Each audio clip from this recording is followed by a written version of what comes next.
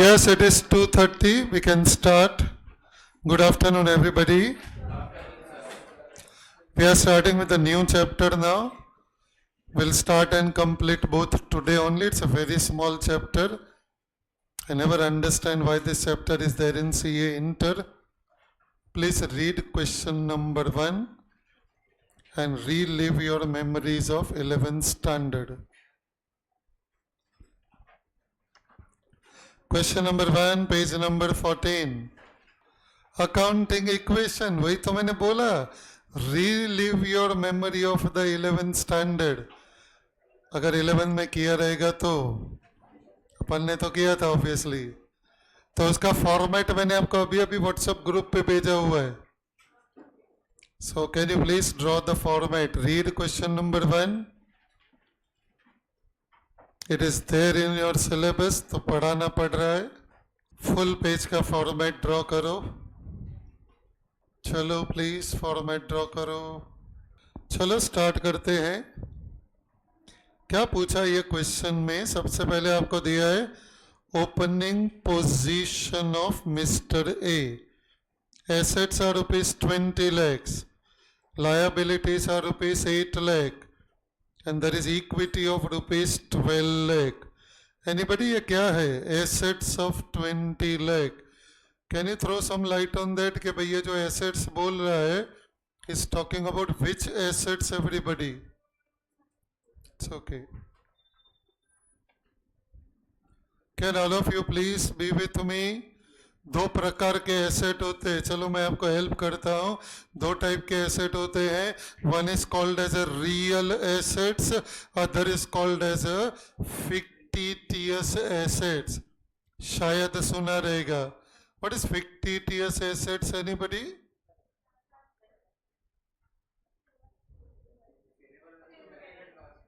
देख, मैं चालू हो जाएगा फिर सहन नहीं होएगा. इज्जत से टू द पॉइंट आंसर दो. ये 11th स्टैंडर्ड का चैप्टर है ये.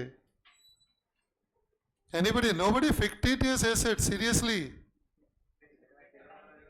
सॉरी, एसेट, एसेट के नाम पे कलंक. Yes, you remember that correctly. But what it is exactly? कुछ एग्जांपल दे सकते हो? deferred revenue expenditure. So basically deferred advertisement, profit and loss account. You can also call it as a what? Accumulated losses. अगर आपको याद रहेगा तो ये जो assets बोल रहे 20 लाख का assets है, can you please tell me these are which assets that he is actually talking about? Real assets. Fictitious assets में क्या नहीं होता? Can you tell me? What is not there? Saleable value. क्योंकि ये कोई एसेट नहीं है. These are basically those deferred revenue expenditure जिसको आपने अभी तक राइट ऑफ नहीं किया है, और these are accumulated losses, और इनका कोई सेलेबल वैल्यू नहीं होता. तो ये रियल एसेट है 20 लाख. फिर इधर लिखा लायबिलिटी 8 लाख रुपीज. अगर आपको याद रहेगा तो लायबिलिटी को आपने दो पार्ट में डिवाइड किया था. One is called as external liability, other is called as internal liability. ये कौन सी लायबिलिटी है? External.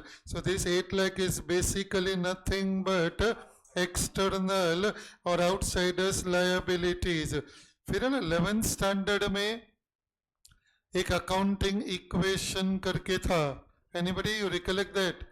Assets minus liability equal to capital. That was actually wrong accounting equation. The correct one is this one. Asset minus liability is equal to something called as a equity. The word equity denotes proprietor's funds, and the proprietor fund मतलब उसके अंदर reserves and surplus भी आ जाएगा. It is not just the capital contributed by the proprietor, लेकिन उसके अंदर reserves and surplus भी आ जाएगा. So actual definition of equity will be capital plus reserves and surplus. When you say reserves and surplus, you are talking about undistributed or accumulated profit. Minus यहाँ पे रहता है accumulated losses. So basically ये जो equity है उसका दूसरा नाम है PF. PF is not provident fund, it is basically proprietor's fund. आगे जाके आप इसको शेयर होल्डर्स फंड बुलाओगे. इनफैक्ट बैलेंस शीट का फॉर्मेट थोड़ा बहुत आपको कंपनी का बैलेंस शीट का फॉर्मेट फाउंडेशन में भी था.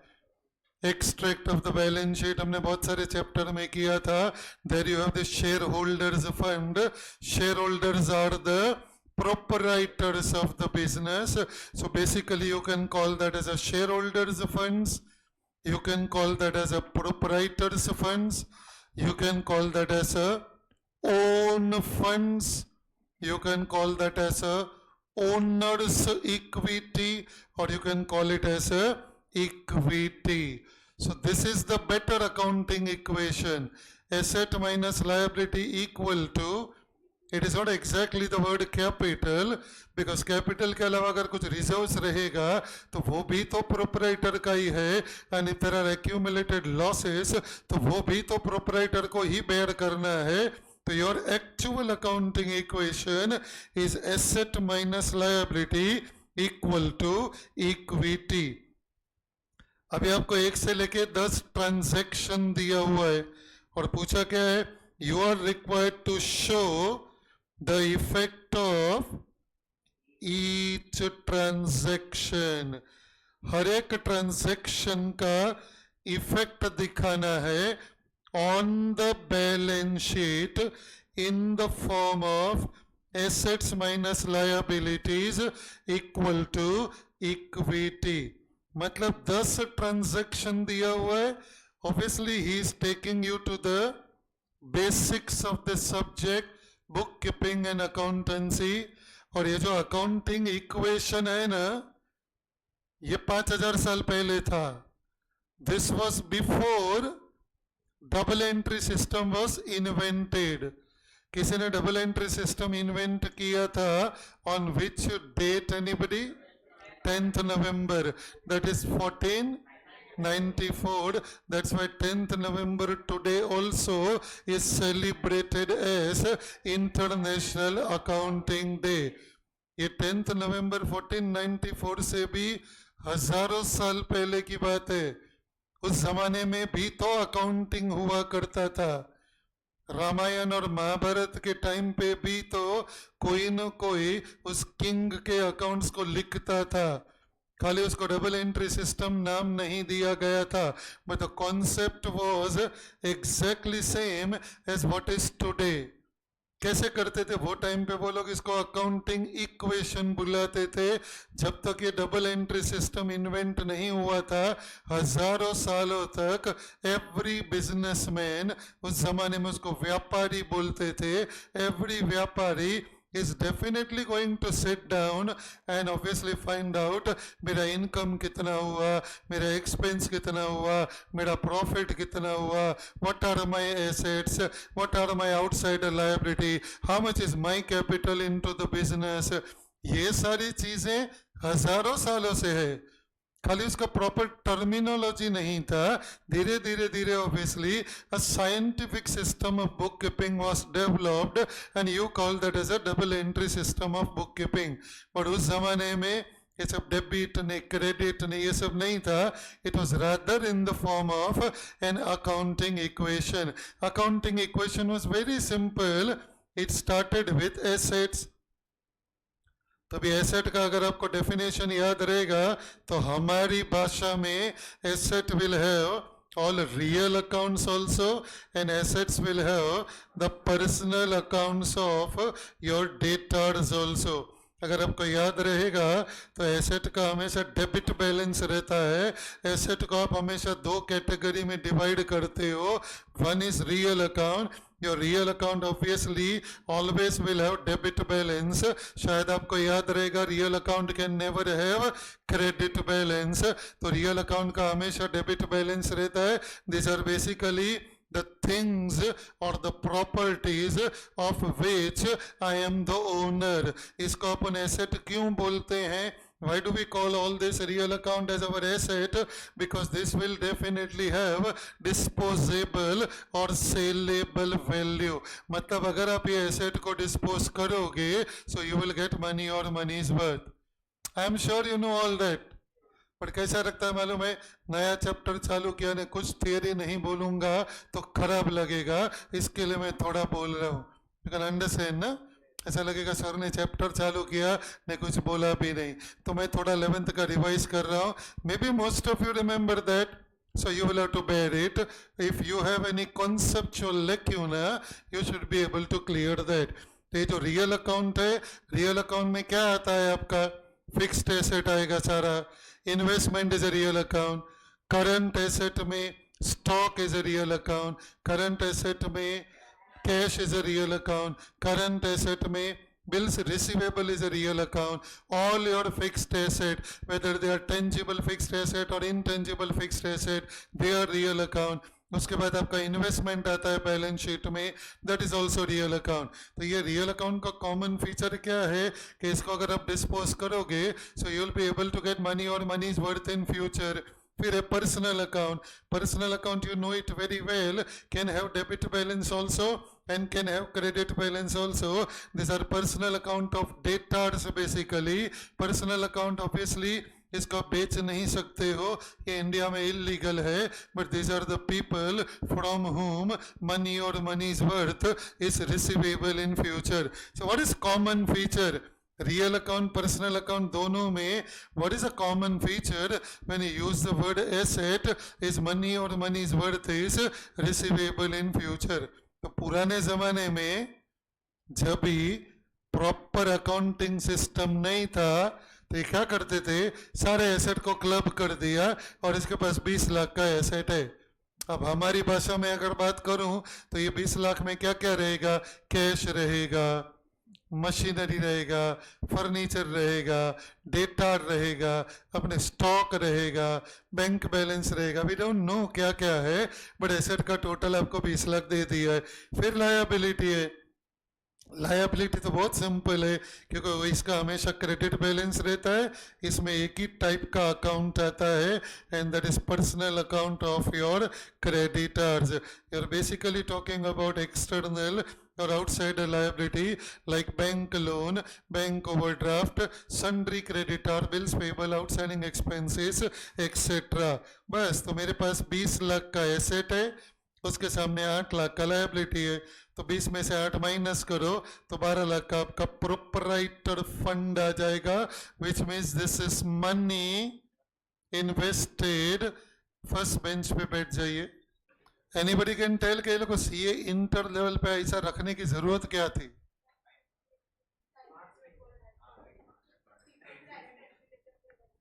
क्योंकि बहुत बच्चे ना 12th तक साइंस करते हैं, फिर धीरे धीरे पता चलता है कि मेरे अंदर डॉक्टर इंजीनियर के जीन्स नहीं है, आई एम बेसिकली अच्छा, फिर डायरेक्ट सीए फाउंडेशन देते हैं, उधर से सीए इंटर में आते हैं, and that number is very big. मतलब एक साल में नहीं तो 5000 बच्चे ऐसे मैं दिखा सकता हूँ इंडिया में जो 11-12 साइंस के बाद सीधा फाउंडेशन में घुसते हैं, एंड वो लोग फर्स्ट अटेम्प्ट में क्लियर करते हैं फाउंडेशन. उनके लिए इट इज वेरी इजी, क्योंकि मैथ्स तो उनके लिए लॉटरी है पूरा. क्यूए तो दे तो स्कोर फुल इन क्यूए, क्योंकि वो लोग ने साइंस के लेवल का मैथ्स किया रहता है. उसके बाद कॉमर्स का मैथ्स वो भी मल्टीपल चॉइस देख के मजा आ जाता है वो लोग को. बाकी सब्जेक्ट में पासिंग मार्क भी लाया तो ये लोग पास हो जाते हैं. फिर ये सी इंटर में आते हैं तो उनके लिए ये ऐसे सब सिलेबस में रखते हैं. अदरवाइज एक्चुअली तो ये 11 कॉमर्स का चैप्टर है. चलो चलो स्पीड करो प्लीज, ध्यान से पढ़ना to avoid silly mistakes. So when you say ये 12 लाख है क्या, सिंपल सोचने का यार कि कहीं मैंने अगर ये बिजनेस को बेच दिया तो एसेट का मेरे को 20 लाख मिलेगा, उसमें से मैं आउटसाइडर को 8 लाख पे कर देगा, बाकी का 12 lakh will belong to the proprietor. That is nothing but proprietors funds और equity which will consist of your capital, your reserves and surplus minus accumulated losses. अभी पूछा क्या है बेसिकली कि हर एक ट्रांजेक्शन का तुमको डायरेक्ट इफेक्ट देने का है। ये तीनों है तो बैलेंस शीट ही, अगर तुम ध्यान से देखोगे तो ये बैलेंस शीट को इक्वेशन का फॉर्म दे दिया है, क्योंकि राइट हैंड साइड में तुम्हारा एसेट्स आएगा, लेफ्ट हैंड साइड में तुम्हारा एक्सटर्नल लायबिलिटी आएगा, और वही लायबिलिटी साइड पे प्रोपराइटर का कैपिटल आएगा या इक्विटी आएगा, और ये दोनों हमेशा टैली होता है। तो ये है बैलेंस शीट ही, इसको खाली इक्वेशन का फॉर्मेट दिया है, assets minus external liability equal to the capital or the equity of the proprietor। अभी क्या करने का, बहुत सिंपल है। यहाँ पे देखोगे ना तो कौन सा अकाउंट मिसिंग है, अगर हम हमारी भाषा में अगर बात करेंगे तो एक अकाउंट है जो मिसिंग है, नॉमिनल अकाउंट। बिकॉज एसेट्स में कौन सा अकाउंट रहता है, तो एसेट में real account and personal account. Liability में कौन सा अकाउंट रहता है, पर्सनल अकाउंट। तो उस जमाने में जब डबल एंट्री सिस्टम इवॉल्व नहीं हुआ था, उस जमाने में नॉमिनल अकाउंट होता ही नहीं था। तो नॉमिनल अकाउंट होता ही नहीं था तो ये लोग इफेक्ट कैसे देते थे।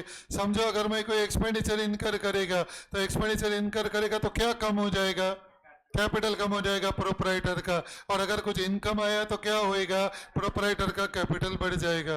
Because there was no concept of nominal account.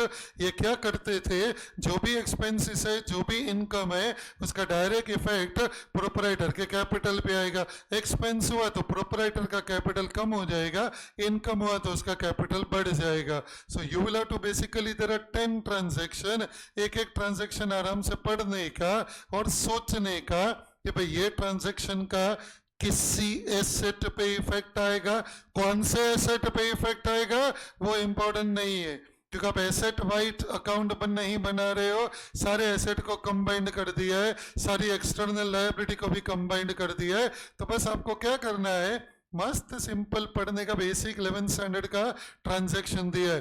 For example rent paid 10,000। अब मेरा अकाउंटिंग सिस्टम क्या है, देखो मेरा अकाउंटिंग इक्वेशन है assets minus liabilities equal to capital. What is my opening position, opening position आपको दिया हुआ है, कितने का एसेट है, 20 लाख का एसेट है, उसके सामने लायबिलिटी कितने का है, 8 लाख का लायबिलिटी है, that is equal to capital. Maybe the better word that we'll be now using is equity. So equity proprietor का कितना है, तो that is equal to rupees 12 lakh। अभी बस फर्स्ट ट्रांजैक्शन पढ़ने का, रेंट पेड 10,000। तो सोचो कि रेंट अगर 10,000 का पे किया तो क्या आपके किसी एसेट को यह अफेक्ट करेगा, एनीबडी? कैश और बैंक बैलेंस को अफेक्ट करेगा। कैश और बैंक बैलेंस आपका एसेट के अंदर रहेगा। आई थिंक आपका फॉर्मेट रेडी है, साथ में करते हैं। Write down opening position, everybody please write down opening position करके लिखो। ओपनिंग पोजीशन, ओपनिंग पोजीशन में एसेट्स में लिखो 20 लाख, लायबिलिटी में लिखो 8 लाख। सो आपका प्रोपराइटर का कैपिटल बोलो या प्रोपराइटर का इक्विटी बोलो इज 12 लाख। अब नेक्स्ट लाइन में लिखो नंबर 1। नेक्स्ट लाइन में एक छोटा सा कॉलम रहेगा, उधर लिखो 1। 1 के बाद यहाँ जो ट्रांजैक्शन दिया है उसको कॉपी मारो। क्या है transaction? Rent paid. So everybody write down rent paid. अभी रेंट पेड लिखा आपने नंबर 1, रेंट पेड। बस अभी आपको सिंपल सोचने का है, जैसे आप 11th में सोचते थे भाई इसका 2 इफेक्ट क्या आएगा। अभी देख इसका सिंपल तरीका क्या है मालूम है, जर्नल एंट्री पास कर लो। भले उस जमाने में नहीं था, हमारे जमाने में तो है, तो अपन एंट्री पास कर सकते हैं। What is a simple entry? Rent account debit to cash और बैंक। अब ये दोनों का इफेक्ट सोचो, rent account debit. Rent is what for me? Expense. क्या उस जमाने में नॉमिनल अकाउंट हुआ करता था? नहीं। तो बताओ एक्सपेंस का इफेक्ट डायरेक्टली किधर आएगा? कैपिटल, इक्विटी में आएगा। तो ये इक्विटी आपका बढ़ जाएगा कि कम हो जाएगा? कम हो जाएगा। तो इधर इक्विटी में ब्रैकेट में लिख दो, ब्रैकेट में 10,000। इक्विटी में आएगा ब्रैकेट में 10,000। लाइकवाइज अभी दूसरा इफेक्ट क्या था आपका, rent account debit to cash और बैंक। कैश और बैंक बढ़ गया कि कम हो गया, कम हो गया। कैश और bank is a part of what, your asset. तो उधर भी लिखो ब्रैकेट में, भाई मेरा एसेट 10,000 से कम हो गया। अब आपको इसका टोटल करना पड़ेगा। क्यों टोटल करना पड़ेगा, क्योंकि आपको क्लियरली बोला है show the effect of each transaction on the balance sheet in the form of accounting equation। हर एक ट्रांजैक्शन का इफेक्ट दिखाना है और फिर इसका टोटल करना है। आप बताओ आपका एसेट कितना हो जाएगा एवरीबॉडी, 19 लाख। तो आपका एसेट हो जाएगा 19 लाख रुपीज। तो 19 लाख का आपका एसेट हो गया। उसके बाद आएगा 19,90,000। उसके बाद आप माइनस करो, आपके लायबिलिटी में कोई चेंज है क्या, नो चेंज देर। तो 8 लाख का 8 लाख रहेगा। और जो प्रोपराइटर का फंड है, जो प्रोपराइटर का कैपिटल है, यह 10,000 रुपये से कम हो जाएगा। So it will now become 11,90,000। And you make sure that every stage your accounting equation has to tally, because they are following double entry system without knowing that what they are following is a double entry system। उस जमाने में ऐसे कोई word नहीं थे, but ये हमेशा tally तो होता ही है। It happens many time. I mean you are doing something, you're feeling something but you don't know what is happening to you. It takes few months for you to realize what is happening to you. They took a few hundred years to realize कि इसको क्या हंसते क्या हो रहे, क्या बोला मैंने, जब देखो तब तुम लोग ने। So 19,90,000 minus 8 lakh equal to 11,90,000.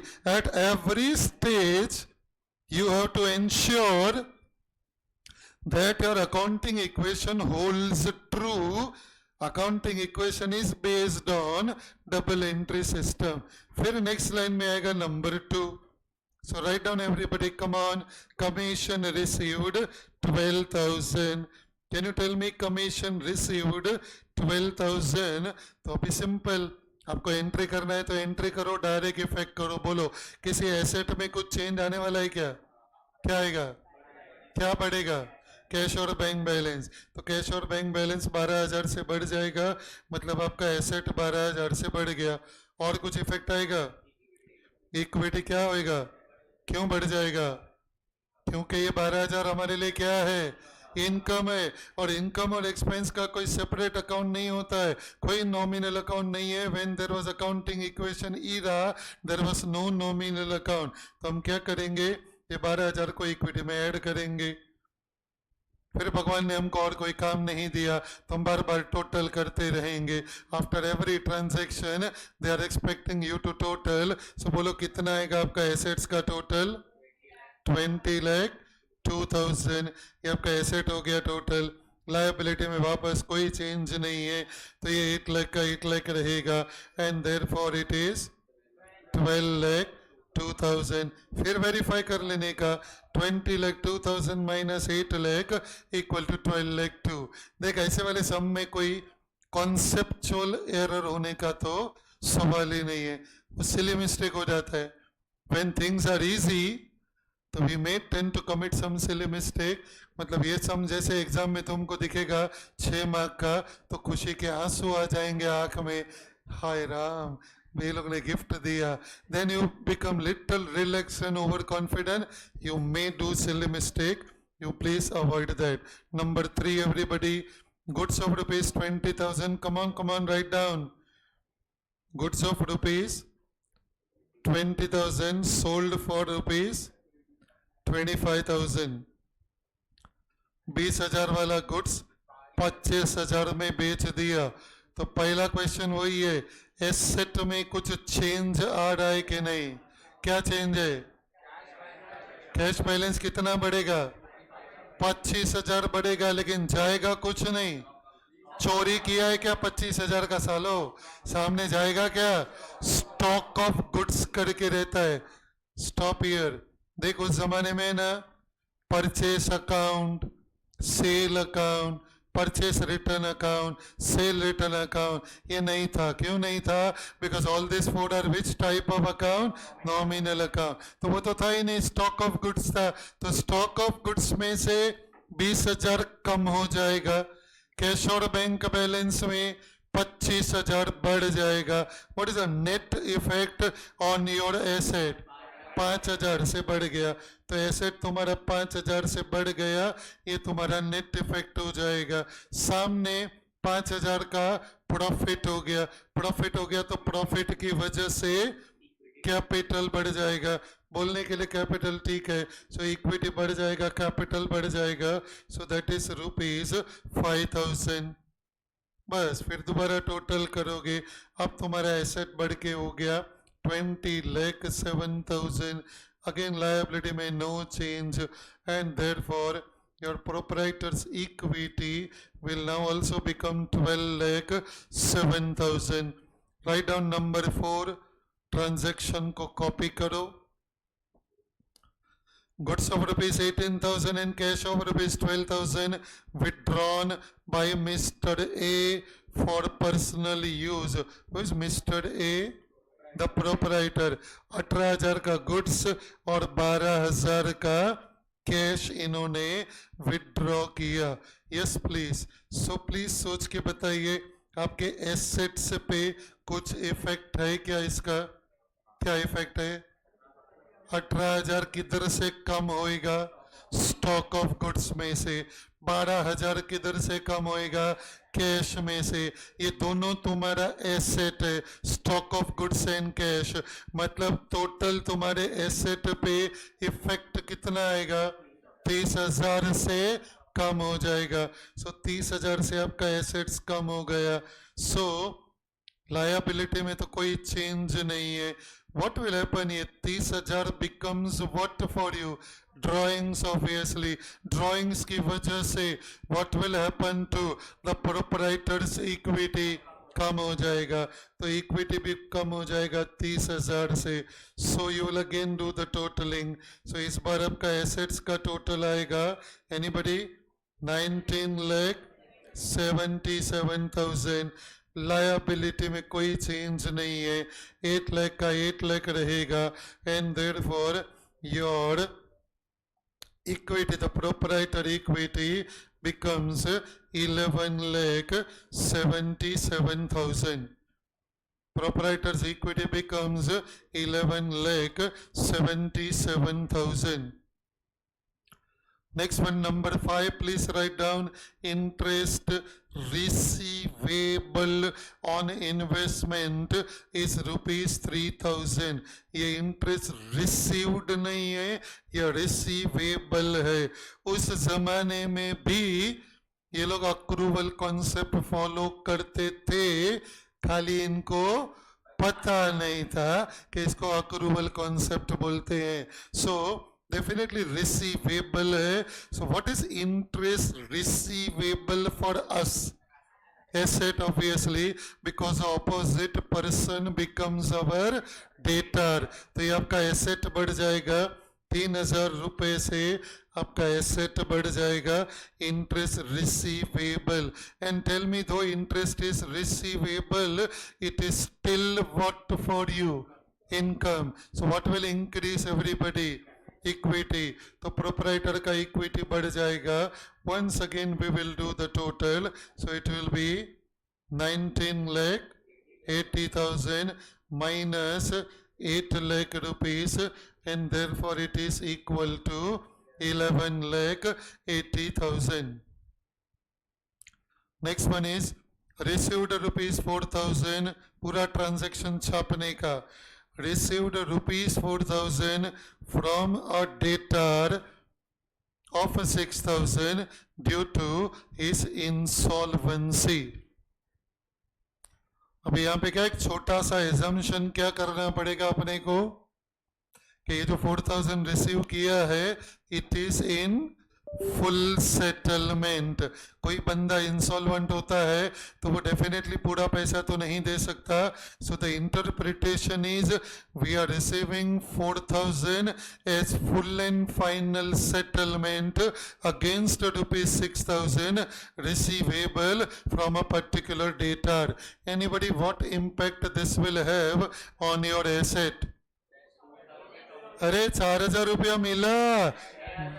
अच्छा 6,000 का डेटर कम हो गया तो 4,000 का कैश बैलेंस बढ़ गया, 6,000 का डेटर कम हो गया। So what is the net effect everybody?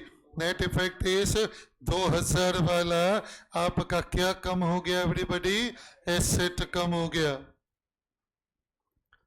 2,000 वाला एसेट कम हो गया तो आपका 2,000 का एसेट कम हो गया।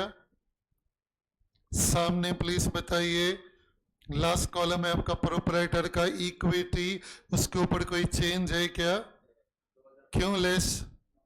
लॉस है ना, 2,000 डूब गया, पेड डेट्स हो गया तो लॉस है, तो प्रोपराइटर का इक्विटी श्योरली कम हो जाएगा। So it will be 19,78,000। Liability में again there is no change, 8 lakh का 8 लाख रहेगा and therefore your proprietor equity will come down to 11,78,000। चलो राइट डाउन यार। उस जमाने में बिल्स रिसीवेबल भी हुआ करता था, फेक काटू लोग साले। ₹15,000 हुआ रहेगा, पक्का रहेगा। ये लोग हुंडी बोलते रहेंगे या और कुछ बोलते रहेंगे, रहेगा तो पक्का ही, खाली नाम बिल्स रिसीवेबल नहीं रहेगा, बाकी रहेगा तो पक्का है। सो ₹15,000 collected from bills receivable, 15,000 collected, क्योंकि 15,000 का कैश बढ़ जाएगा, बिल्स रिसीवेबल कम हो जाएगा। सो नो इफेक्ट है, फिर भी टोटल करना पड़ेगा ऑब्वियसली ना, ट्रांजैक्शन लिखा है उसके सामने सब जगह डैश आएगा। So no effect, therefore your asset, liability and proprietor's equity will remain exactly the same. Write down next one, outstanding salary ₹5,000, outstanding salary ₹5,000। बोलो ये हमारा एक्सपेंडिचर है। Why this is our expenditure? Anybody? I understand, reasonable नहीं, payable भी पता है। Why? What has already happened? हाँ तो बोलो ना, सर्विस ऑलरेडी मिल चुका है, then it is definitely my expense. बोलो एसेट में कोई चेंज आएगा क्या? नहीं। लायबिलिटी में 5,000 से इस बार लायबिलिटी बढ़ जाएगा तो आपका लायबिलिटी 5,000 रुपए से बढ़ जाएगा। Outstanding salary is liability and it is also your expenditure. So what will happen to your capital? 5,000 से कम हो जाएगा। Again you will do the total, no change in the asset this time, it is 19,78,000। Liability 5,000 से बढ़ गया था, so it will now become 8,05,000। Asset तुम्हारा 5,000 से और रादर इक्विटी 5,000 से कम हो गया, that is 11,73,000। come on the next one, settled a creditor of 20,000 at 5% discount। उस जमाने में भी जब क्रेडिटर ड्यू डेट से पहले पैसा देता था तो हम उसे 5% डिस्काउंट देते थे। बोलो एसेट में कोई चेंज? No change. हाँ तो क्या आएगा बोलो ना, कैश में क्या होएगा? कितना? तो एक साथ बोलो ना, 4 क्वेश्चन क्यों पूछवाते हो मेरे से? What will happen to your cash balance? 19,000 से कम होएगा ना, 20,000 पे 5% डिस्काउंट मतलब 1,000 रुपए का डिस्काउंट, मतलब 19,000 पे करना पड़ेगा। सेटल्ड मतलब पेड ऑब्वियसली, तो 19,000 से आपका कैश बैलेंस कम हो जाएगा, तो 19,000 से एसेट कम हो गया। Any change in your liability please? 20,000 से कम हो गया क्योंकि 20,000 का तुम्हारा liability settle हो गया। And tell me, you have received 1,000 rupees discount from your creditor is what for you? Income. So your equity will increase by 1,000 rupees। 19 lakh 59,000 का एसेट हो जाएगा, 7 लाख 85,000 का लायबिलिटी हो जाएगा, एंड 11 लाख 74,000। और ये वेरीफाई करने का ताकि सिली मिस्टेक मिल जाए। At every stage, you will have to make sure that your accounting equation tallies. And the last one, a debtor of 10,000 directly paid our creditor. हमारे किसी डेटर ने डायरेक्टली क्रेडिटर को payment दे दिया, ऐसा क्यों?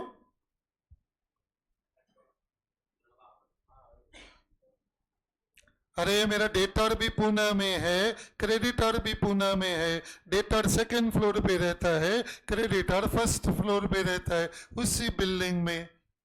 तो मैं ऑल द वे डेटर से पूना से पैसा लेगा थर्ड फ्लोर से और फिर सेकंड फ्लोर पे वापस पैसा देगा।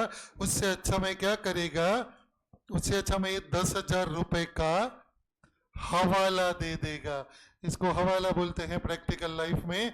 मतलब डेटर को बोलने का मेरे को तेरे से 10,000 लेने का है, इसको दे दे, हवाला दे दिया। तो इसको बोलेगा तेरे को मैं नहीं देगा पैसा, उससे ले ले। So basically set of. बोलो क्या करना है? कुछ दोनों में से 10,000 कम हो जाएगा। एसेट भी 10,000 का कम हो गया, लायबिलिटी भी 10,000 का कम हो गया। सो you will finally get the answer. Your asset will become 19 lakh 49,000. Your liability will be 7 lakh 75,000 and therefore proprietary equity will be 11 lakh 74,000. ये इक्वेशन प्लीज वेरीफाई कर लेने का। ये जेन्युइनली सिंपल है बट सिली मिस्टेक बस आपको avoid करना है। So this is question number 1। Question number 2, I'm giving you 10 minutes. You will have to solve it right now. बात नहीं करेंगे प्लीज। वही अकाउंटिंग इक्वेशन का ही प्रॉब्लम है। क्वेश्चन नंबर 2, सेकेंड ट्रांजैक्शन में कोई मिस्टेक नहीं है। ये तुम्हारे जज्बातों के साथ खेल रहे हैं ये लोग। ये इंस्टीट्यूट का स्टडी मटेरियल का प्रॉब्लम है। एक जमाना था जब कोविड वायरस आया था तो 100 रुपए का शेयर मेरे को 12 रुपए में मिल गया। तब मैंने मस्त खरीद लिया। तो मेरा कॉस्ट है 12,000 और उसके ऊपर मुझे डिविडेंड मिला 15,000। Because dividend is always on the face value. तो जब भी शेयर बाजार क्रैश होता है तभी कुछ लोग अच्छे क्वालिटी स्टॉक खरीद लेते हैं and they are the one who will always make the wealth. ये शेयर बाजार का रूल है। हर 5 साल में 7 साल में शेयर बाजार को डाइव मारने का मन करता है और ये बुरी तरह क्रैश होता है।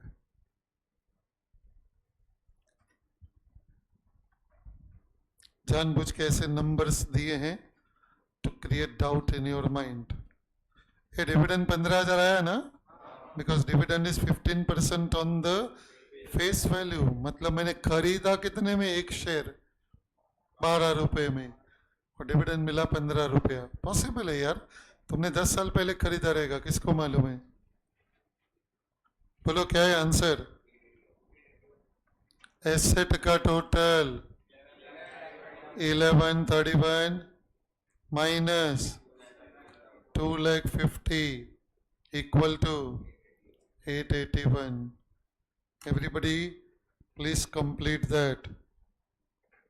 आया ना सब लोग को आंसर? सॉल्यूशन आपको ग्रुप के ऊपर दिया है, चेक कर सकते हो।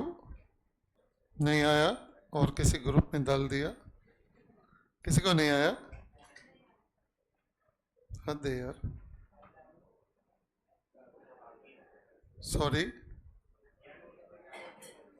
हाँ तो करना, तब तक देख मत।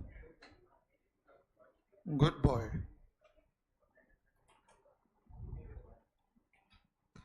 देखो अभी आया।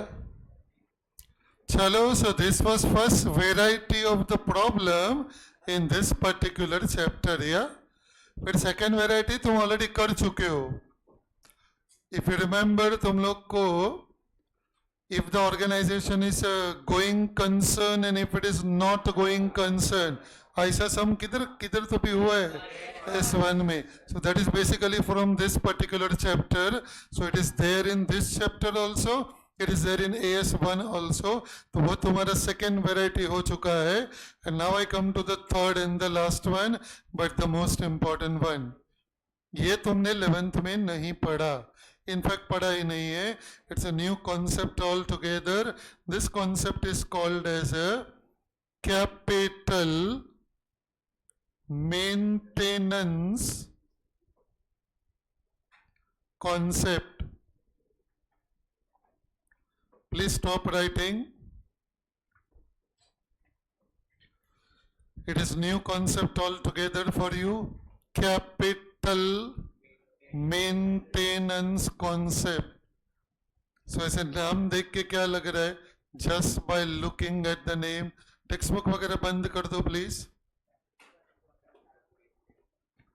बोलो एनीबडी? हम नहीं एयर कंडीशनर को मेंटेन करने के लिए सर्विसिंग नहीं करते? तो ये बोल रहा है capital maintenance concept. Just by looking at the name, anybody can try and extract some meaning out of it.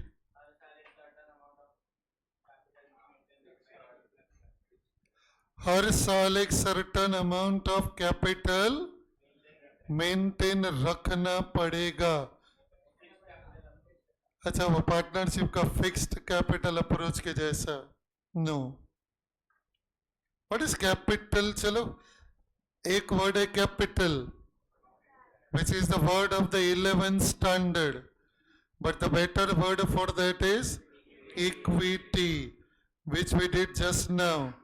This is equal to assets minus liabilities. Please ध्यान से सुनना. थोड़ा वेग कॉन्सेप्ट है. Not something which is exactly very logical, but there is a message that they are trying to give. Listen to me very very carefully. थोड़ा time लगेगा दिमाग में बैठने के लिए, but then at the end of the day it is very easy.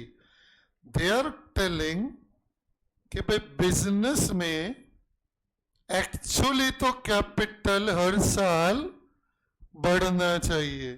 क्यों capital बढ़ना चाहिए हर साल? क्योंकि आप बिजनेस को ग्रो करोगे. देख, कोई भी जन अगर नया बिजनेस स्टार्ट करता है, समझो मैंने न्यू बिजनेस स्टार्ट किया, अपन एकदम बेसिक 11th स्टैंडर्ड लेवल पे चले जाते हैं.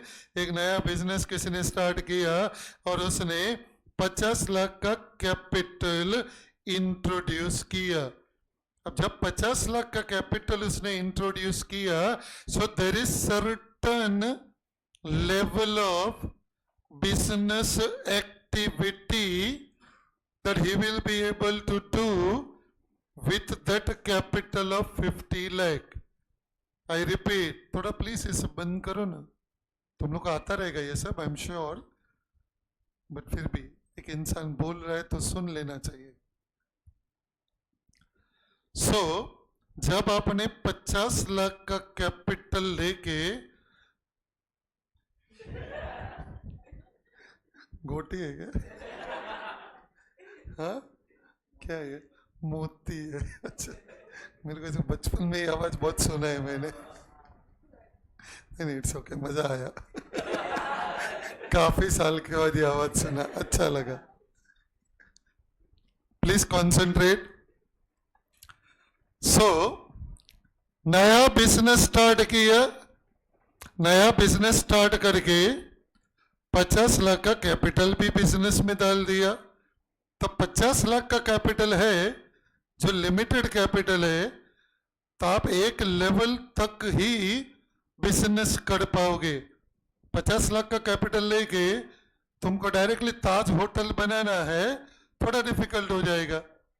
तो वैभव होटल से स्टार्ट कर सकते हो मुलुंड में, छोटा सा कोई होटल लेके, फिर धीरे धीरे you can reach up to Taj. I mean there is nothing wrong in having bigger vision.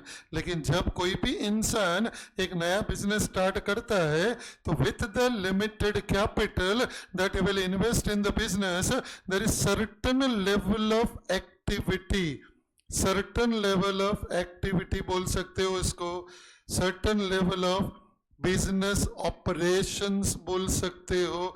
सो बस एक पर्टिकुलर लेवल तक का बिजनेस ऑपरेशंस आप कर सकते हो with this capital of 50 lakh. Now what is advisable going forward? Is it advisable going forward कि आपका कैपिटल कम हो जाए, कैपिटल मेंटेन होना चाहिए, कि एक्चुअली कैपिटल बढ़ना चाहिए? आइडियली कैपिटल बढ़ना चाहिए। आइडियली अगर आपके पास पॉसिबिलिटी रहेगा, अगर आपके अंदर कैपेसिटी रहेगा, तो आप क्या करोगे? या तो घर से नया कैपिटल लेके आओगे, या तो अगर घर से नया कैपिटल नहीं लेके आ सकते हो तो एटलीस्ट क्या कर सकते हो कि जितना भी बिजनेस में प्रॉफिट हुआ, you may not withdraw the entire profit out of the business, थोड़ा प्रॉफिट बिजनेस में रिटेन करोगे तो उसकी वजह से भी प्रोपराइटर का इक्विटी बढ़ जाएगा। 50 लाख का कैपिटल है, 10 लाख का समझो एक अनडिस्ट्रीब्यूटेड प्रॉफिट है, we call it as a reserve, तो कैपिटल बढ़ जाएगा। कैपिटल बढ़ जाएगा तो क्या करोगे? You will be able to increase the level of activity, you will be able to do the bigger size of the business. So the best case scenario or the logical scenario is to allow proprietor's equity or proprietor capital to grow every year, because every businessman will have to think of growth of the business and increasing the level of activity, increasing the size of operations, increasing the size of the business, etc. But what is worst case scenario? That you are not in a position to even maintain your capital. So that is the concept that I am trying to explain, capital maintenance concept. जो भी businessman capital को maintain भी नहीं कर सकता, certain है कि business का लेवल ऑफ एक्टिविटी कम होते जाएगा एंड इवेंचुअली वो जॉब पोर्टल पे जाके जॉब के लिए अप्लाई करेगा, बिजनेस तो नहीं कर पाएगा। सो भाई कैपिटल मेंटेनेंस का मतलब क्या है, is what we are suppose to discuss. कि भाई ये वर्ड है क्या कि हर एक बिजनेसमैन को कैपिटल मेंटेन करना चाहिए, ये पॉइंट तो सबको क्लियर है ना। Ideally you should be able to increase the capital. In a worst case scenario, you should at least maintain the capital, so that if you maintain the capital, at least you will be able to maintain the level of activity which you did in the last year. You should be able to maintain the same level of activity at least in the current year. The moment you can't maintain the capital, you're actually going towards liquidation or dissolution of your business, क्योंकि धीरे धीरे level of activity कम हो जाएगा and eventually you will have to go and close down your business. तो भैया capital maintenance है क्या? It is not as easy कि तुम बोलो कि मेरा कैपिटल, ओपनिंग कैपिटल 50 लाख है फॉर एग्जांपल, और मेरा क्लोजिंग कैपिटल 55 लाख है. This is at the start of the year, 1st of the April. This is at the end of the year, 31st of the March. और अभी आपको कोई question पूछता है कि भाई क्या ये बिजनेस ने अपना कैपिटल मेंटेन किया है कि ये बिजनेस ने अपना कैपिटल मेंटेन नहीं किया? If that is a question that is asked to you as a chartered accountant, what is the answer? Has he maintain the capital और नॉट मेंटेन द कैपिटल? पता नहीं क्या हो गया, आंख में प्रॉब्लम है? 50 लाख का ओपनिंग कैपिटल है, 55 लाख का क्लोजिंग कैपिटल है, तो ये बंदे ने अपना कैपिटल मेंटेन किया है कि नहीं किया है? किया है, क्लियरली दिख रहा है. क्यों? तेरे को क्यों पता नहीं?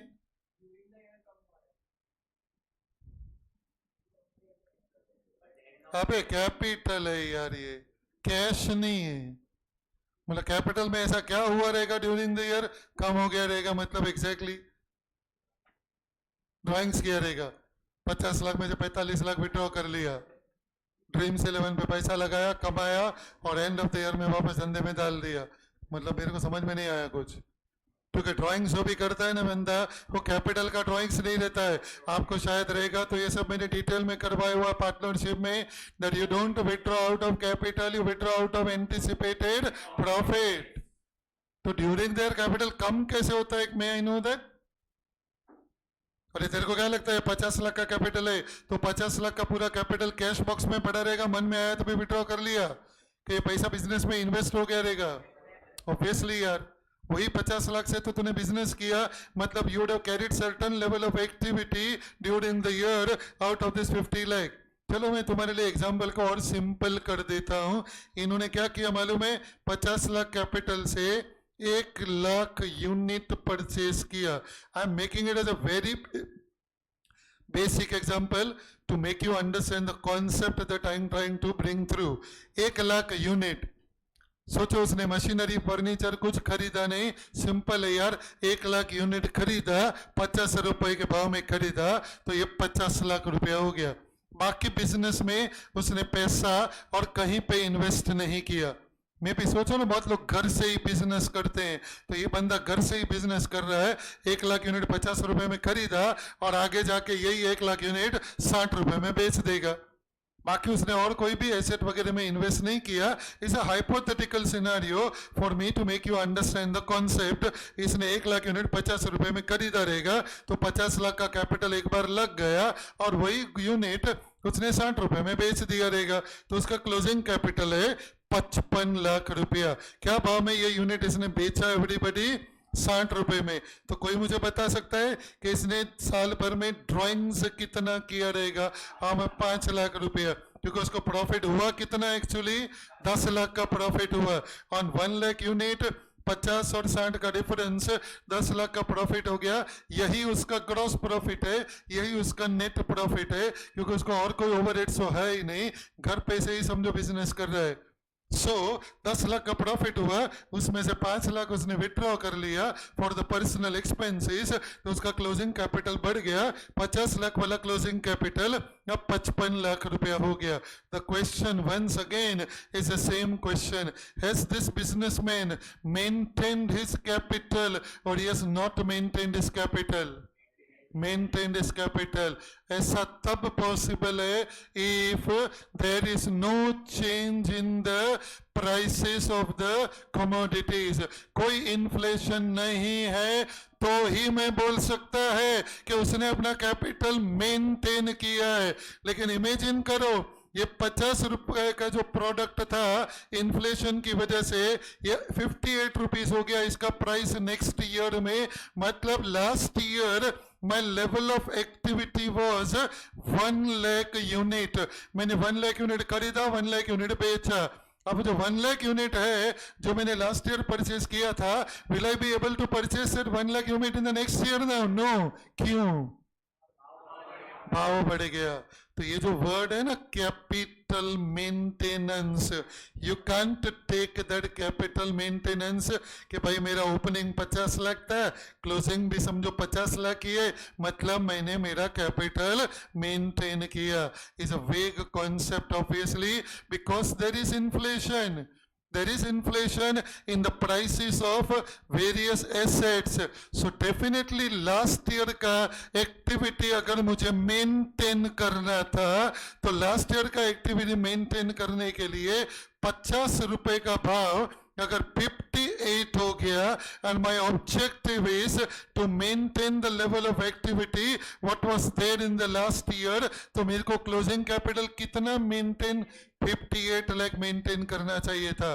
50 लाख वाला अगर 58 हुआ तो ये एक्चुअली कैपिटल बढ़ा नहीं है, आपने बस कैपिटल को मेंटेन किया है। क्योंकि लास्ट ईयर आपने 50 लाख में 1 लाख यूनिट परचेज किया था, इस बार भी आप 50 लाख में 1 लाख यूनिट बाय कर पाओगे, but because of inflation the price has increased. Hello, are you there? तो कैपिटल मेंटेनेंस में ना basically when you use this word capital maintenance, theoretically there are 3 approach to it.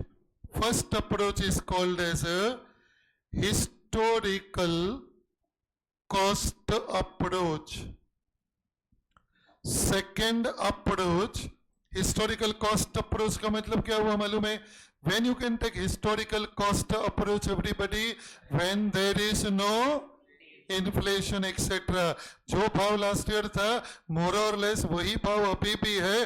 Therefore whatever was your opening capital, अगर आप उतना ही closing capital maintain कर लोगे, then you can say with that capital I will be able to maintain the same level of activity what I had done last year, because practically there is no inflation, more or less prices have remain exactly the same. उसके बाद आएगा CPP approach, the second one.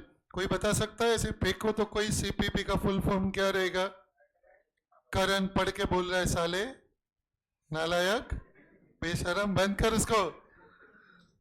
किस्सा है सच्ची, थोड़ा हिचकिचा के बोलना चाहिए था, एक्टिंग करना सीख। 3 में से एक राइट जाएगा, फिर दूसरा रॉन्ग होना चाहिए, फिर चेंज करना चाहिए, फिर करेक्ट देना चाहिए। तो मुझे समझता नहीं तूने कॉपी किया। That's art that you should develop if you want to copy. अरे क्या गलत बोला यार, क्या गलत बोला? इट इज लाइक आपको किसी को यकीन दिलाना है लाइफ में कि आपको उससे सच्चा प्यार हो गया, तो क्या करोगे? तो उसको यकीन दिलाना पड़ेगा। मुझे रात को नींद नहीं आती, 3 बजे तक जागता रहता हूँ, थोड़ी बहुत देखने आ रही है, तुम घोड़ा बेच के सो जाओ, लेकिन बताना तो पड़ता ही है। मेरे को आजकल खाना अच्छा नहीं लगता, मेरा किसी चीज में मन नहीं लगता, ये सब करना पड़ता है। सचमुच थोड़ी वो देखने आने वाली है कि मैं तो जाग रहा था कि सो रहा था। क्या कुछ लोग ऐसा घूर के देख रहे ना मेरे को। I mean that is how I had convinced when I fell in love. मजाक नहीं कर रहे, सच्ची। तुम लोग से क्या झूठ बोलूं, तुम लोग मेरे बच्चे हो। मैं बोलता था मैं 3 बजे तक जाग रहा हूँ, नींद नहीं आ रही है। पागल हो गया कि 3 बजे तक जागेगा, 7 बजे का लेक्चर रहता है सुबह। बोलना पड़ता है बेटा, बोलना पड़ता है कन्विंस करने के लिए। वैसे ही तुझे करना चाहिए था, कॉपी भले किया, but you should convince me. समझा ना? सालो कोई अगर मेरा नाम लिया ना, कभी भी मेरी वाइफ मिल गई किधर, कैसे हो भाभी, कैसे हो मैडम, उसके अलावा अगर एक शब्द किसी ने साइड लेके बोला ना, देख लेना साला तुमको। हाँ प्लीज, धोखा नहीं करना मेरे साथ please. So what is the second approach? Excuse me. Current purchasing power approach. Third approach है current cost approach. Current purchasing power approach talks about general inflation. Current cost approach talks about inflation applicable to a particular asset. So basically capital maintenance का 3 approach है. We will do all the 3 approach by solving one simple practical question. But कौन से 3 approach है? First है historical cost approach. Historical cost approach में क्या याद रखने का एवरीबॉडी? No inflation. ये वाला अप्रोच आप रियल लाइफ में कब फॉलो कर सकते हो? When can you follow that approach in the real life where more और less there is no inflation. दूसरे को बोलते हैं current purchasing power. What happens to your purchasing power if the price of a particular commodity increases? तो purchasing power decreases. लेकिन यहाँ तुम लोग बात क्या कर रहे हो? Are you talking about inflation applicable to a particular asset or basically all asset? Inflation का है ना कुछ इंडेक्स रहता है। फॉर एग्जाम्पल लास्ट ईयर तुम्हारा इन्फ्लेशन का इंडेक्स था 120, just example, and now the inflation index is 140। तो लास्ट ईयर 120 था, इस बार बढ़ के 140 हो गया।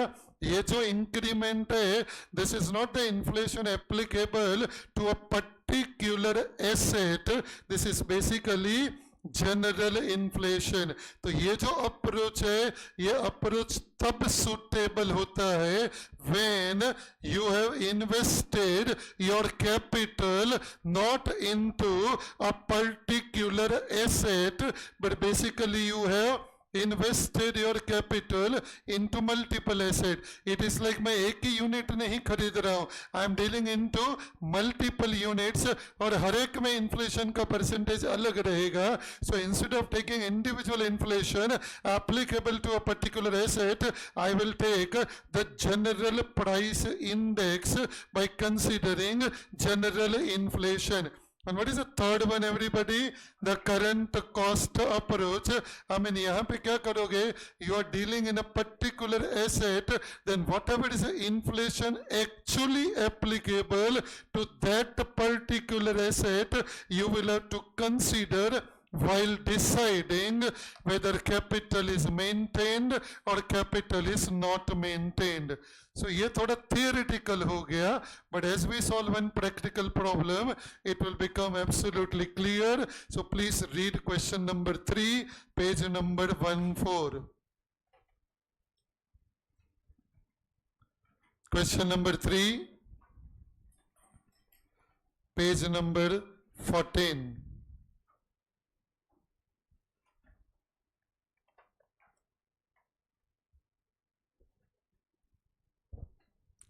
ध्यान से पढ़ना ये क्वेश्चन. रिक्वायरमेंट पार्ट क्या है पहले देख लेते हैं अच्छे से. लास्ट लाइन में क्या दिया है? Verify under all the 3 approaches that whether company has maintained its capital और नॉट. So basically same problem, 3 approach से हमें वेरीफाई करना है कि ये कंपनी ने या मिस्टर एक्स ने, I don't know which company is talking about because basically it is Mr. X that we are talking about. So verify under all the 3 approaches whether Mr. X has maintained capital or no. So what he is trying to ask you is कि भाई capital maintain करना ये किसी भी business के लिए बहुत vital होता है. This is minimum that you should do. Ideally you should grow your capital, but even if you can't grow your capital, you should at least maintain the capital so that you should be able to maintain the level of activity at the same level at which it was last year. But इसने capital maintain किया है कि capital maintain नहीं किया है, that depends upon which approach you are taking and we will have to solve this problem as per all the 3 approaches. तो अभी इसने जब भी बिजनेस स्टार्ट किया था everybody, how much was his capital? 20 lakh. Mister X ने business start किया with a capital of 20 lakh. अभी ये लोग ने सिंपल एग्जांपल दिया है कि भाई 20 लाख का किया क्या, तो आपको बोला ही purchase 12,500 units of a product at ₹160 per unit during the year. मतलब इसने क्या किया? 12,500. सो कैलकुलेटर पे वेरीफाई करो. 12,500 units purchased at a price of 160. It will always come exactly same as 20 lakh. फिर इसने क्या किया? he sold all the units at ₹250 per unit. His drawings during the year are ₹7,50,000. तो एक बार अपन यहाँ पे रुक जाते हैं, ये 2.5 lines. चलो, anybody can first tell me by going through this 2.5 lines, can you please tell me how much must be the closing capital of Mr. X as per your calculations? 23 lakh? Correct. So write down please. तुम answer लिखेंगे. Let us write the formal answer. So write down number 1. Calculation of closing capital.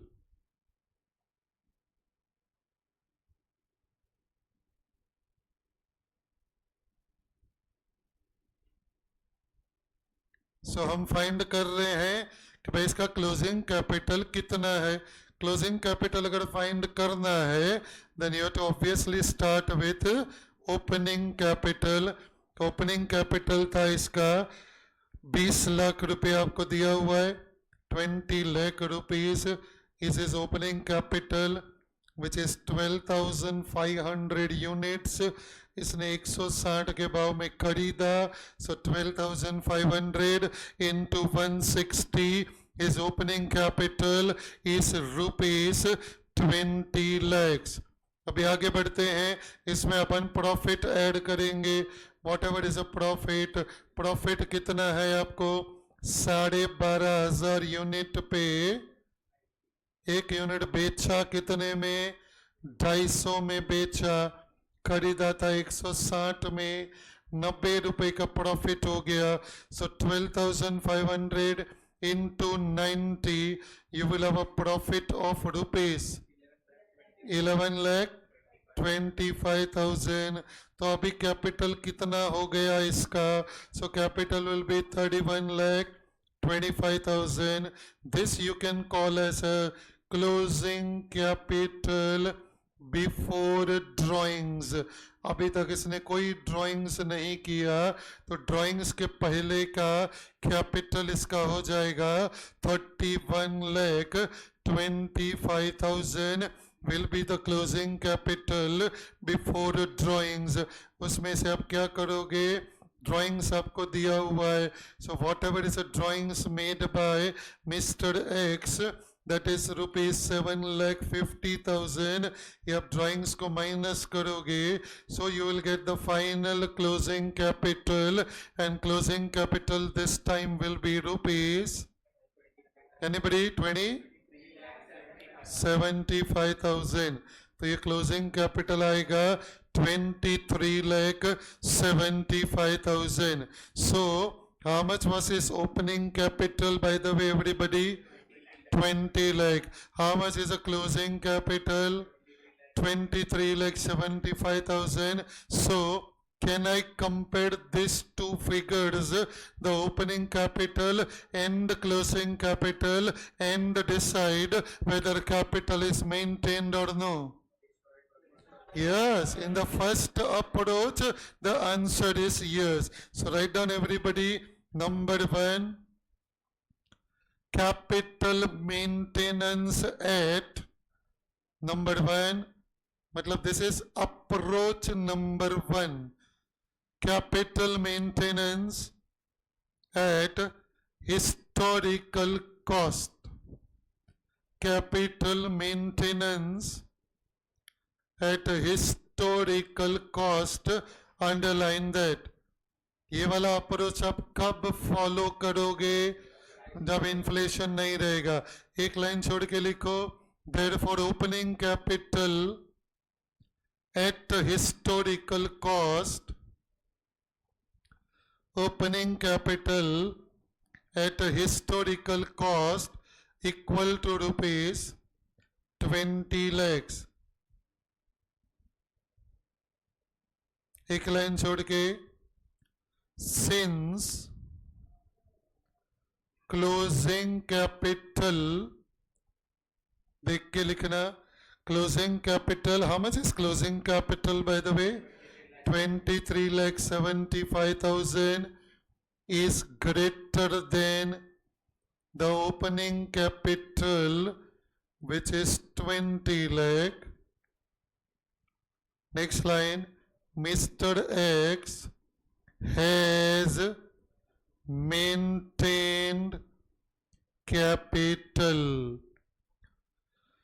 So as per historical cost approach, my answer is yes, Mr. X has maintained the capital. ये हो गया आपका approach number 1. अब आएगा approach number 2. What is approach number 2? Capital maintenance at current purchasing power. उसका पहले अच्छे से नाम लिखने का. Capital maintenance at current purchasing power. अब मुझे बताओ करंट परचेसिंग पावर के लिए कौन सा इन्फ्लेशन इंडेक्स लेने का, पर्टिकुलर प्रोडक्ट का कि जनरल? तो कुछ दिया रहेगा जनरल के बारे में. The price index at the beginning of the year is 100, at the end of the year is 125.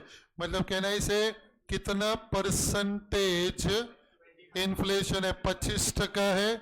So can you tell me if he has to maintain the capital, तो minimum कितना capital होना चाहिए था? 25 लाख. तो आपको क्या करना पड़ेगा? जो ओपनिंग कैपिटल है ना, ओपनिंग कैपिटल, ध्यान से सुनना, उसको आपको रीस्टेट करना पड़ेगा. मतलब ओपनिंग कैपिटल के ऊपर ये इन्फ्लेशन इंडेक्स अप्लाई करके आपको रीस्टेटेड ओपनिंग कैपिटल फाइंड करना पड़ेगा. So write down everybody, restated opening capital, that is equal to 20 lakh.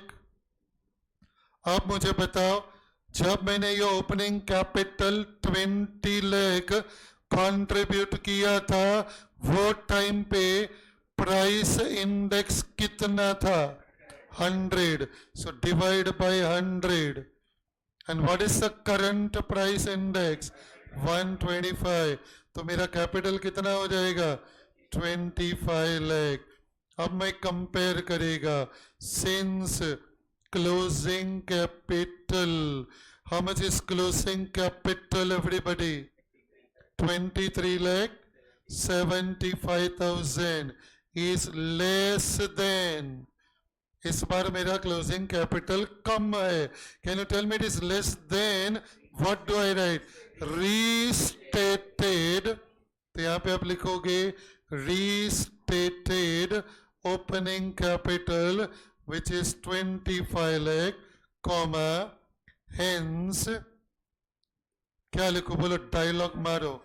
Mister X has not maintained his capital. It means Mr. X has not maintained his capital.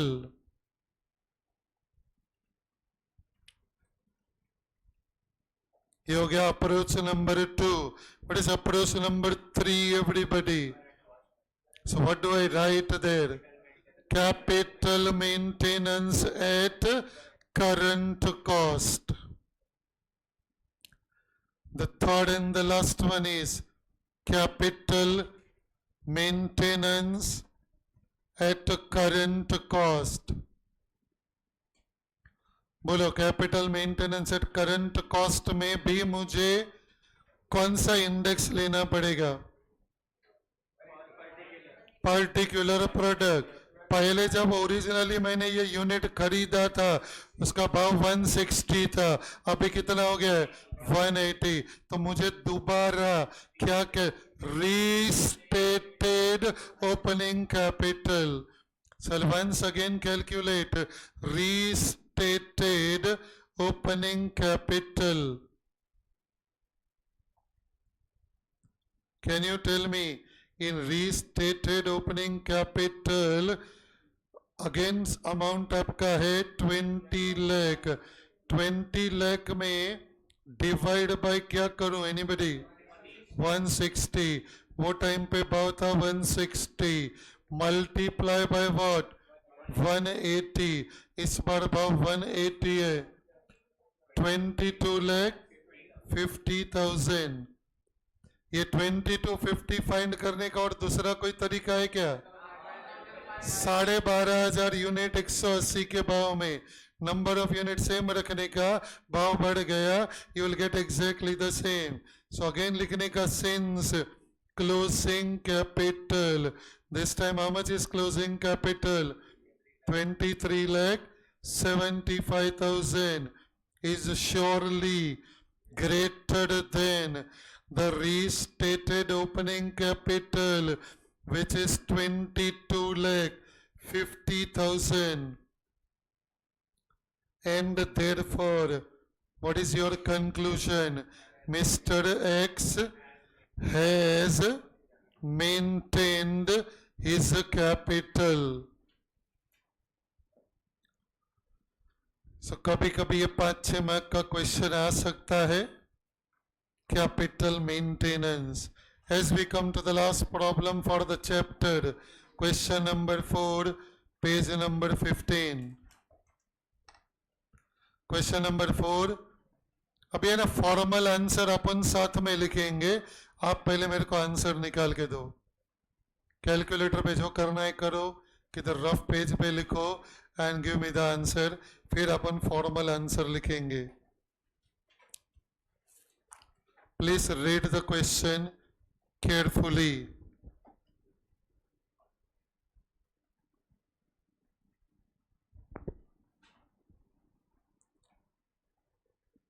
ये foundation का result का date नहीं आया ना अभी तक. Continue. क्या हुआ? जस्ट याद आया तो पूछ लिया. मैं डेली थोड़ी जाके वो आईसीआई का वेबसाइट चेक करता हूँ. सो मे बी तुम लोग में से किसी ने देख लिया रहेगा. It's okay. नहीं देखा ना तो क्वेश्चन 4 को देखो. Avoid talking. मत करो डिस्कस. अगर सीए बनना है तो ऐसे ये सब सम तुम जाके घर पे करने वाले हो. 8-8 घंटा लेक्चर रहेगा. पूछ लेना करंट बैच को. 12 से 8 लेक्चर रहता है. सुबह आँख खुलती है तो सीधे 10 बजते हैं. 12 बजे वापस इधर आ जाते हैं. एक घर पे करने का टाइम नहीं मिलता है. तो जब यहां सम करने देता हूं ना तो खुद करो एग्जाम की तरह. इधर उधर बातें मत करो.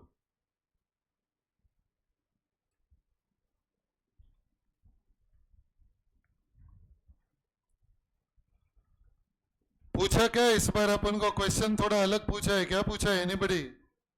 Maximum drawings. कि लोग मैक्सिमम कितना ड्राइंग्स कर सकते हैं if their objective is to keep the capital intact. उसके लिए कौन सा फर्स्ट है तुम्हारा? Historical cost approach. Anybody? Historical cost approach में what is the maximum drawings allowed? Obviously 6 lakh. और सेकेंड अप्रोच है करंट परचेसिंग पावर 3,60,000. या So very simple calculation, but exam में formally लिखना पड़ता है to get the marks. So write down everybody. Number 1, calculation of closing capital before drawings.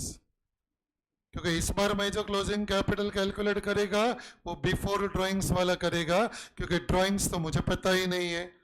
So calculation of closing capital before drawings. Underline that. Next line में आएगा opening capital. बोलो everybody, opening capital है कितना? क्या लिखूं bracket में? 60,000 units multiply by 20. तो ये 12 लाख का तुम्हारा ओपनिंग कैपिटल हो गया. बोलो what next everybody? Add profit. 60,000 unit into 30 minus 20 that is 10 rupees का प्रॉफिट. तो 6 लाख का प्रॉफिट हो गया. उसको ऐड करो, यू विल गेट 18 लाख. उसको डबल लाइन से क्लोज करो. What is this 18 lakh everybody? Closing capital before drawings. अभी आएगा first one, capital maintenance at historical cost. First approach है capital maintenance at historical cost.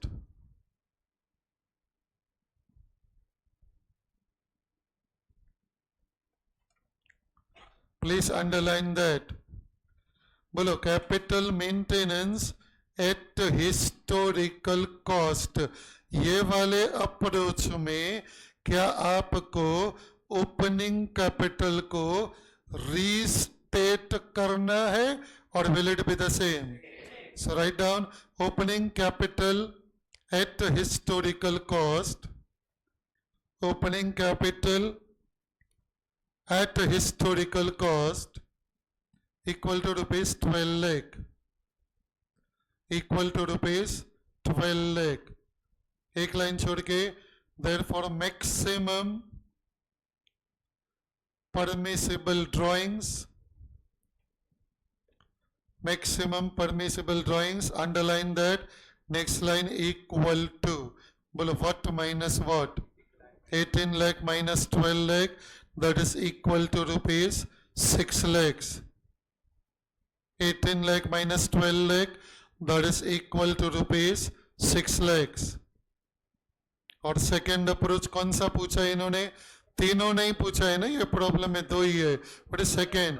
Capital maintenance at current purchasing power. Capital maintenance at current purchasing power. बोलो what is capital maintenance current purchasing power? इसमें तुम्हें क्या करना पड़ेगा?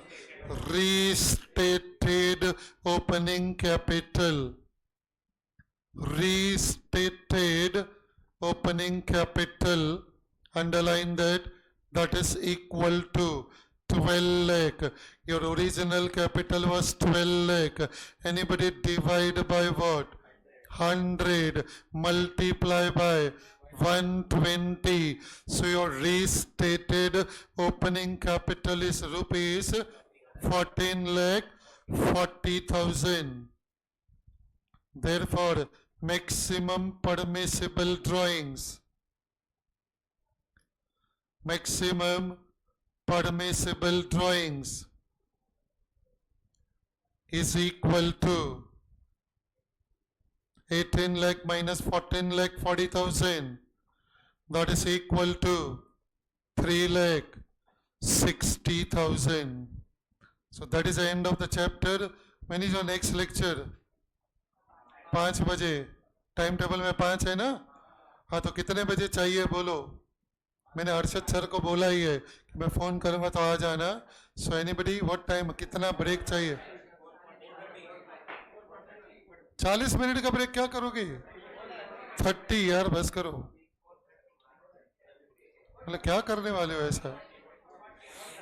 अरे यार, ऐसा करोगे क्या ब्रेक का?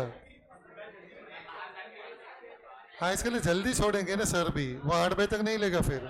4:30 बोला है मैंने, 4:30 तक आ जाना. मतलब कुछ लोग आओ, ऐसा नहीं करना. 4:40 करना है तो कोई नहीं आना, वरना सब आ जाना. बस अर्ली बर्ड में हो गया बेटा. हाँ, because next chapter is company final account. तो वो मैं अर्ली बर्ड में कर ही नहीं सकता है, because company final account is a very big chapter and connected to many chapters. अभी आ जाएगा, 10 दिन में तो रिजल्ट आ जाएगा. 24-25 तारीख तक आ जाएगा. फर्स्ट वीक में आ रहा है. किधर सुनते हो तुम लोग? कहीं पढ़ा है क्या? तुम्हारे हिडन सोर्सेस है.